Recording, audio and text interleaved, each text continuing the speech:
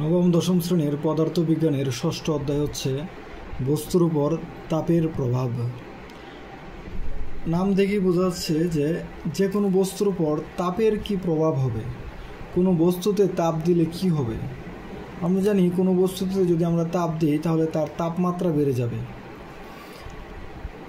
তাপমাত্রা প্রকাশ করা হয় বিভিন্ন স্কেল দিয়ে। তার মধ্যে আমাদের পরিচিত যে স্কেলগুলো আসলে হচ্ছে degree Celsius, Kelvin scale, Fahrenheit scale. এটা হচ্ছে degree Celsius scale, Kelvin scale, এটাকে বলা হয় ফারেনহাইট স্কেল। এই বিভিন্ন স্কেল দিয়ে আমরা কোনো বস্তুর তাপমাত্রা নির্ণয় করতে পারি। তাপমাত্রা কিভাবে বাড়ে? কোনো বস্তুতে যদি তাপ দেওয়া হয় তাহলে তাপমাত্রা বাড়বে, অর্থাৎ তাপের ফলেই তাপমাত্রা বৃদ্ধি পায়।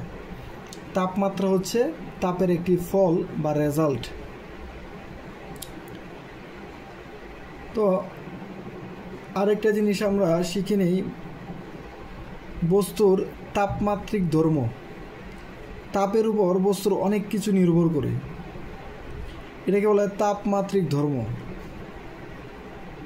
মানে বস্তুর যে সমস্ত ধর্ম তাপমাত্রার উপর নির্ভর করে তাকে বলা হয় বস্তুর তাপমাত্রিক ধর্ম। যেমন আমরা জানি, যদি কোনো বস্তুতে তাপ দেওয়া হয় তাহলে তাপমাত্রা বৃদ্ধির সাথে সাথে বস্তুর রোধের পরিমাণ কমতে থাকবে। রোধ কি আমরা অন্য একটা ক্লাসে শিখব। রোধ হচ্ছে বিদ্যুৎ বা তড়িৎ প্রবাহে বাধা যে দেয় তাকে বলা হয় রোধ। তাহলে এই রোধের উপর তাপমাত্রার একটা প্রভাব আছে, তাহলে রোধকে বলা হয় বস্তুর তাপমাত্রিক ধর্ম। ঠিক তেমনি গতির উপর, বস্তুর গতির উপর তাপমাত্রার একটা প্রভাব আছে। গতি বাড়লে, তাপমাত্রা বাড়লে বস্তুর গতি বাড়ে। এরকম আরও অনেক কিছু ধর্ম আছে বস্তুর, যে সমস্ত ধর্ম তাপমাত্রার উপর নির্ভর করে। যেমন আয়তন, আমরা জানি আয়তন, কোনো বস্তুতে যদি তাপমাত্রা বাড়ানো হয় তাহলে তার আয়তন বাড়তে থাকে। যেমন এটা সবচেয়ে সুন্দর উদাহরণ হচ্ছে পানি। পানি প্রথমে বরফ থাকে, একে তাপমাত্রা দিলে তরল হবে, তাপমাত্রা আরও বাড়ালে তখন সেটি বাষ্পে পরিণত হবে। এইভাবে হচ্ছে আমরা বুঝতে পারি যে বস্তুর এই যে ধর্মটা আয়তন, সেটা তাপমাত্রার উপর নির্ভর করে। এরকম অনেক ধর্মই আছে বস্তুর যেগুলো হচ্ছে তাপমাত্রার উপর নির্ভর করে। এর মধ্যে আমি 3টা উদাহরণ দিয়েছি, রোধ, গতি, আয়তন। আজকে আমরা দেখব ইম্পর্টেন্ট একটা জিনিস, সেটা হচ্ছে, তোমরা আশা করি অলরেডি বুঝতে পেরেছো তাপমাত্রিক ধর্ম কি।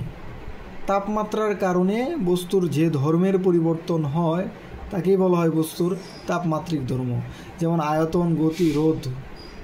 তাপমাত্রা বাড়লে আয়তন বাড়ে, তাপমাত্রা বাড়লে গতি বাড়ে, তাপমাত্রা বাড়লে আবার রোধ কমে যায়, ইত্যাদি ইত্যাদি। আজকে আমরা এই যে 3টা scale, Celsius scale, Kelvin scale, Fahrenheit scale, এই 3টা স্কেলের মধ্যে পার্থক্য শিখবো, যে 3টা স্কেলে কখন কিভাবে প্রকাশ করতে হয়। আচ্ছা, এদের মধ্যে সম্পর্ক তৈরি করার সবচেয়ে সহজ নিয়মটা হচ্ছে এই ফরম্যাট। টিসি মানে হচ্ছে সেলসিয়াস স্কেলের টেম্পারেচার মানে তাপমাত্রা, -0 ডিভাইডেড বাই 100 - 0। এই 0 আর 100 কি, এখানে হচ্ছে আমরা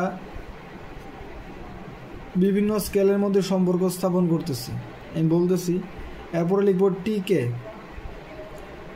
-273.15, নিচে লিখব 373.15 বিয়োগ 273.15।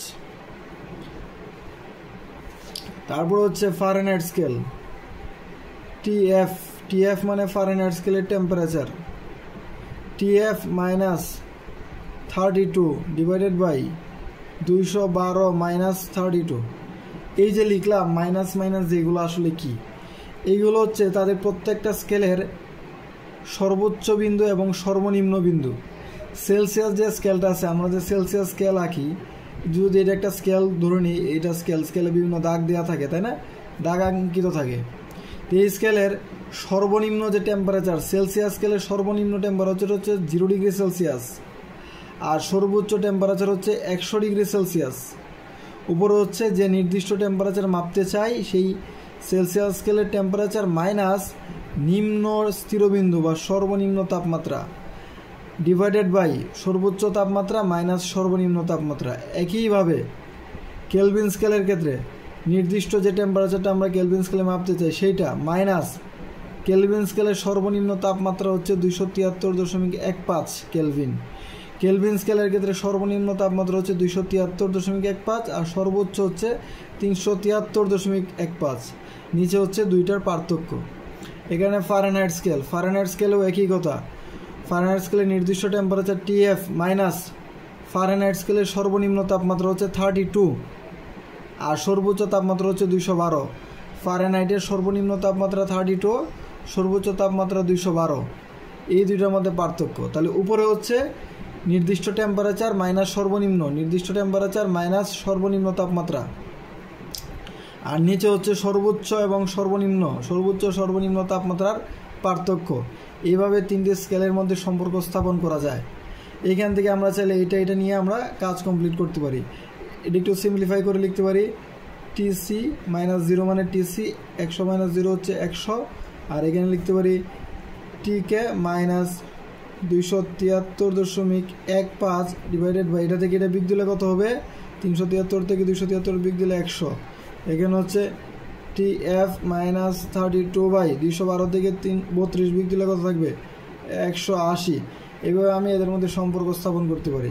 এখন যদি এই দুইটা নিয়ে কাজ করি তাহলে লিখতে পারি এইটা আর এটা যেহেতু নিচে 100 কাটা যায়, তাহলে TC সমান কি লেখা যায়, TK -273.15। এই ফর্মুলাটা মনে রাখতে হবে।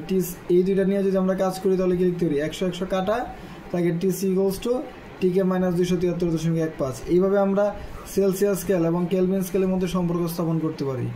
এখন যদি সেলসিয়াস আর ফারেনহাইট দেখাই তাহলে কি লিখতে পারি, TC / 100 = TF -32/180।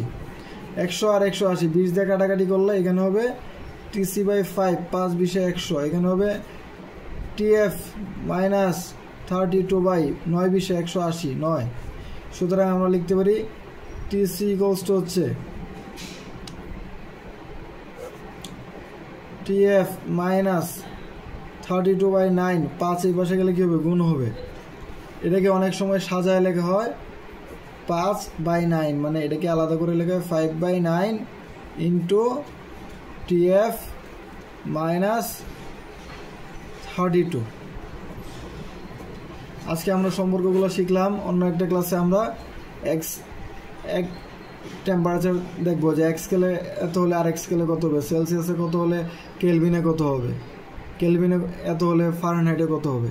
এই ব্যাপারগুলো আমরা নেক্সট ক্লাসে দেখবো। আশা করি সবাই বুঝতে পেরেছো। থ্যাংক ইউ, ধন্যবাদ।